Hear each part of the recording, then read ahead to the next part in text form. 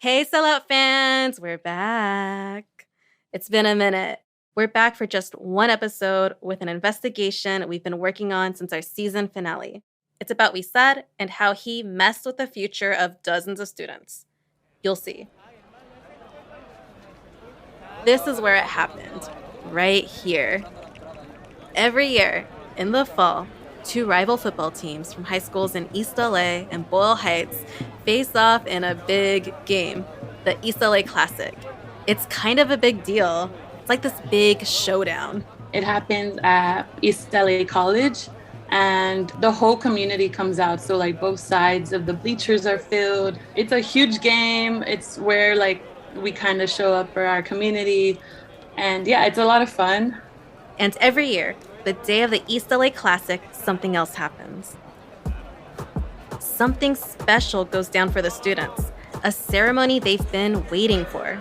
I was super excited, and also excited to like go down and on the field, and have my name announced and like be congratulated. Okay, so it's halftime, and someone comes down onto the field. It's their local council member, and none other than Jose Huizar. Or sometimes one of his staffers. And not just him. He's got a whole bunch of students with him. He lines them up and hands each of them an enormous check, like they just won the lottery. And to some students, it probably felt like they did win the lottery. Huge, checks in the middle of the field. You were able to see them from the stands. The students are the winners of the Jose Huizar Excellence in Education Scholarship. It's this yearly award that was given out for at least a decade. The students were awarded $500, sometimes $1,000, in scholarships for college. Here's Huizar during an interview with a local Spanish news station at the game several years ago.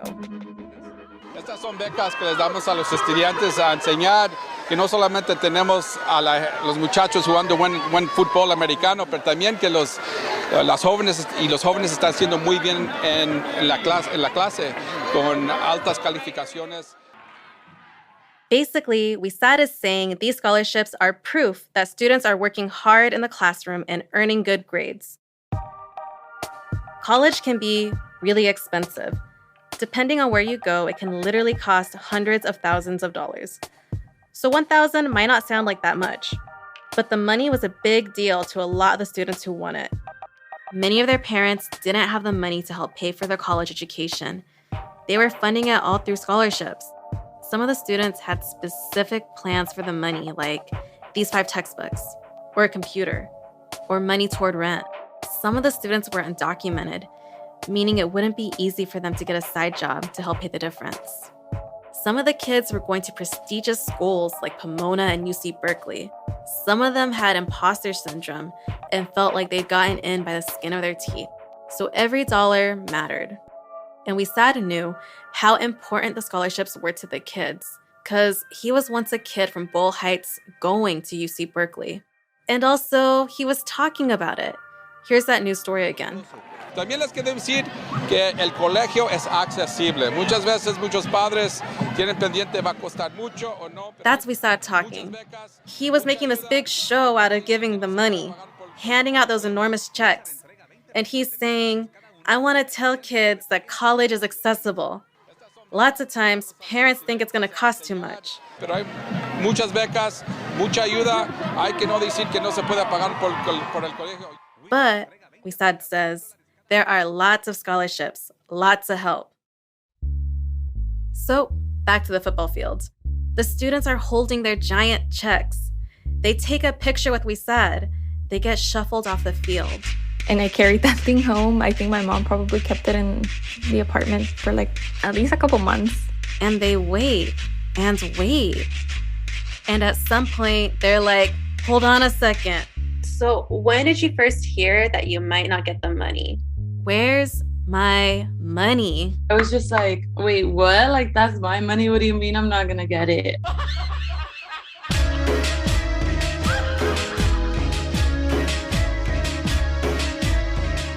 From Neon Hum Media and LA Taco, this is Smokescreen, The Sellout, a podcast about a politician dogged by allegations of corruption, harassment, and pathological pettiness. It's about the residents who fought gentrification even as their neighborhoods were auctioned off to the highest bidder. I'm Mariah Castañeda. This is a bonus episode of The Sellout. Where's my money?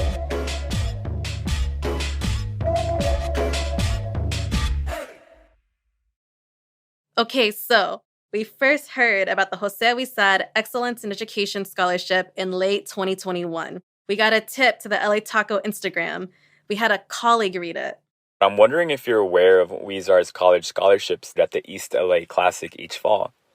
To my knowledge, although recipients were celebrated with huge, individualized checks, they never actually received the funds. I don't know how widespread this was, if some recipients received the funds while others didn't, but I wanted to share this with you as well if there are plans to widen your research into Huizar's broken promises to his own community. We got the tip and we were like, okay, is that real? Is Huizar really saying that he's gonna give kids money and then stiffing them? So we started looking into it. 4 of us from LA Taco and Neon Hum have spent the past 4 months looking into this. And I'm gonna walk you through what we found. It's kind of messy, kind of all over the place. We've talked to more than a dozen students who were awarded the scholarship, almost all of them Latinx, from Boyle Heights or East LA. Most of them were funding their college educations through scholarships and loans. And let me just say up front, some of the Jose Huizar Excellence in Education students did get their money. Some got it right away, no problems. But lots of the students had to fight to get their money.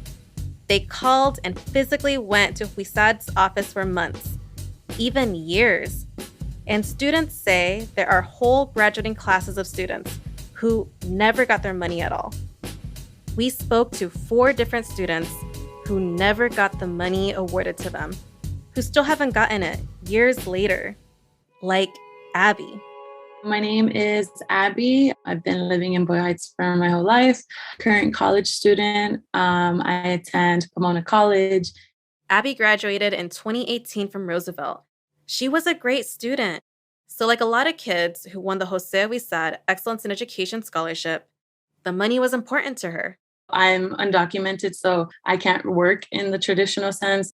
I always knew I wanted to go to college, and I also knew my parents could not afford it. And so I very much was doing everything I could senior year to apply as many scholarships as I could, just to like lessen the burden on myself and like my parents. And so, yeah, Huizar was like a good amount of money. $1,000 is good. Sarai Gomez also went to Roosevelt.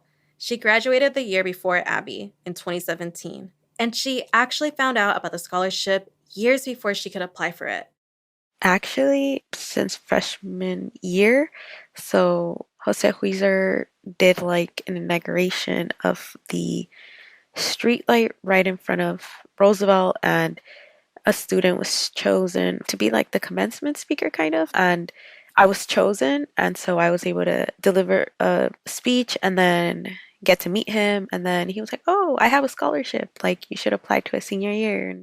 Here's my colleague Liz Sanchez, who interviewed Sarai. What was your first impression of him? Very nice guy, respected by the community, very involved. Yeah, he seemed like a very noble guy. So senior year, Sarai gets a scholarship. I literally started crying because it was my first scholarship. Like, oh my God, it's just so competitive. Everybody applies for it. There are no exceptions. And so I was very ecstatic. I couldn't believe it, but I called my mom right in that instant, and I was like, Mom, I got it. You know, this is a scholarship that he told me about freshman year. I wanted to like reconnect and tell him like, hey, you know, you told me about this. I got selected. Sarai decided what she would spend it on: a new laptop. Because at that point, her family just had one laptop they would all share. Once you talk to enough students about the scholarship, you learn that there's kind of a rhythm to these stories. It starts with hope, then elation, then a slow, creeping sense of dismay. But when the dismay set in for Sarai, that's when her mom got involved. And then I told my mom. She was like, yeah, like I'll go talk to him. So Sarai's mom goes down to the college office.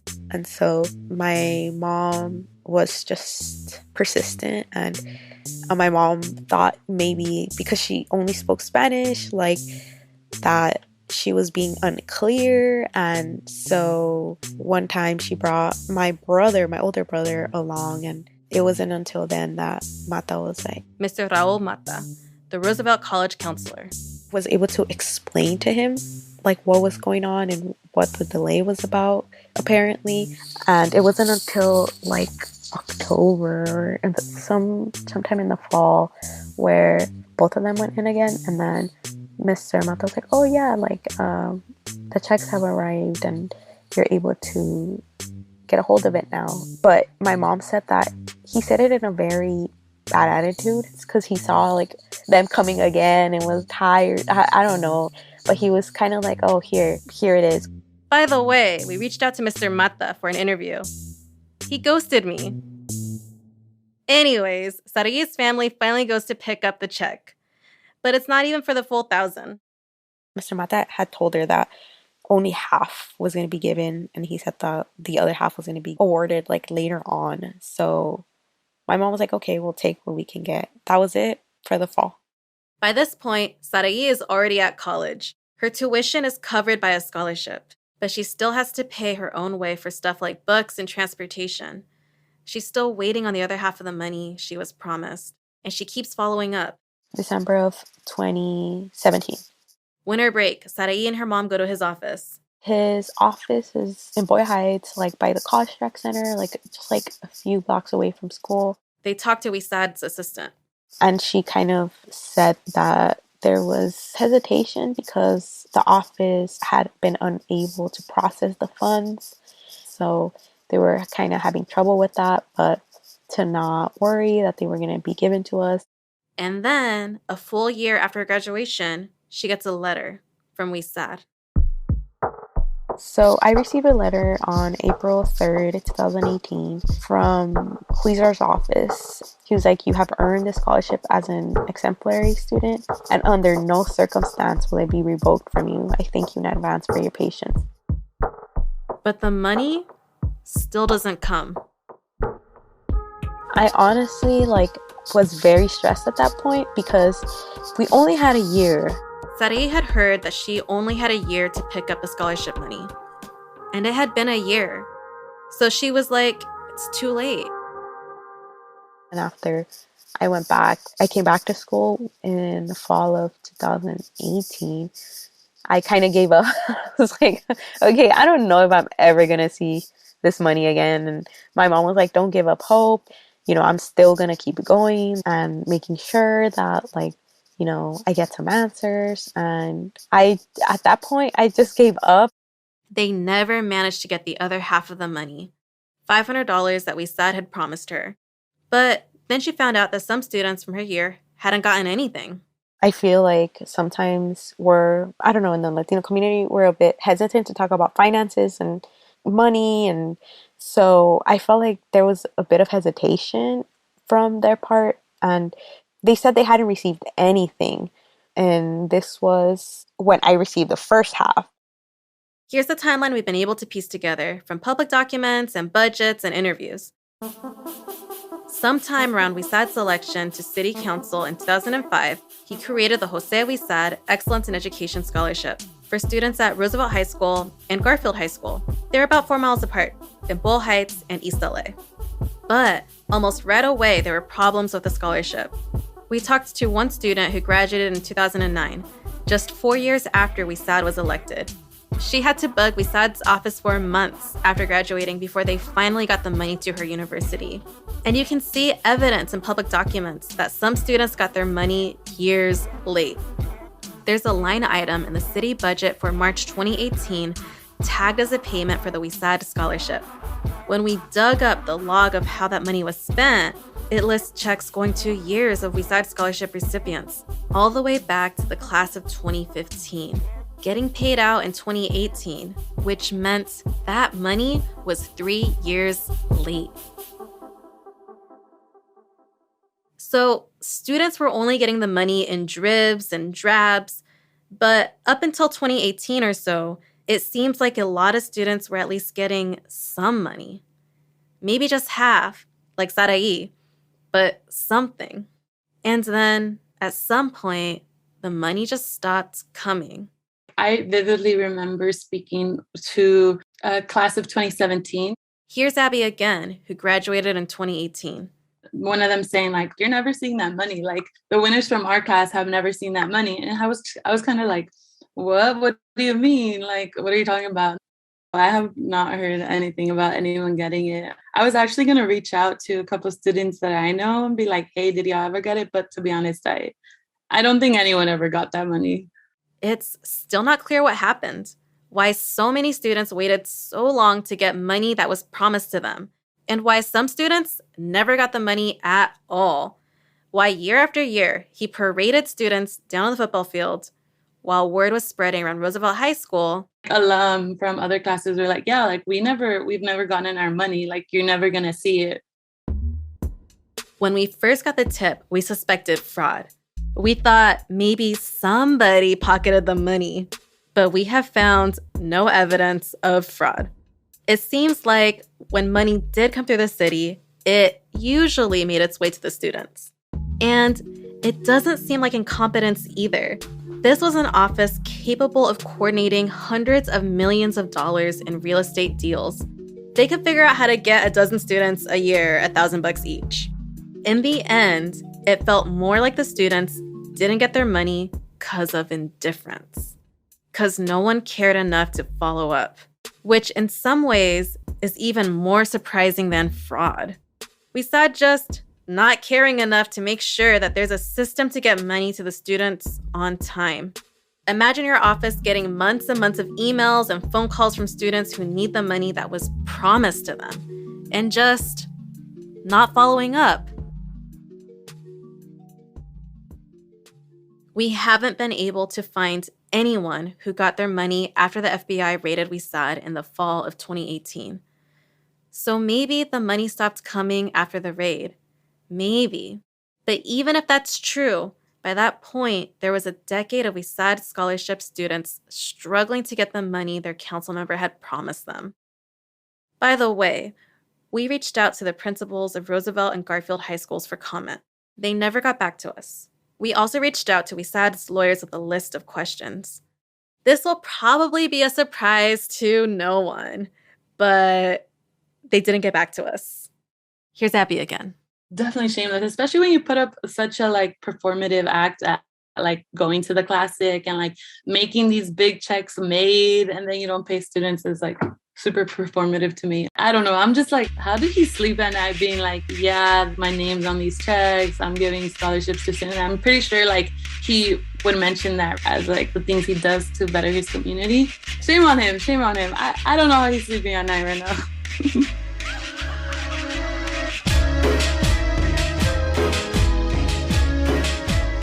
The Sellout is produced by Neon Hum Media and LA Taco. I'm your host, Mariah Castaneda. My co-reporters for this episode were Lexus Olivier Ray, Carla Green, and Liz Sanchez. Carla Green is our lead producer, and she wrote this episode. Our editor is Catherine St. Louis. Associate editor is Stephanie Serrano. Associate producer is Liz Sanchez. Our executive producer is Jonathan Hirsch. Samantha Allison is our production manager. Our sound designer is Hansdale Shee. Eduardo Arenas made our theme music. Other original music by Moni Mendoza.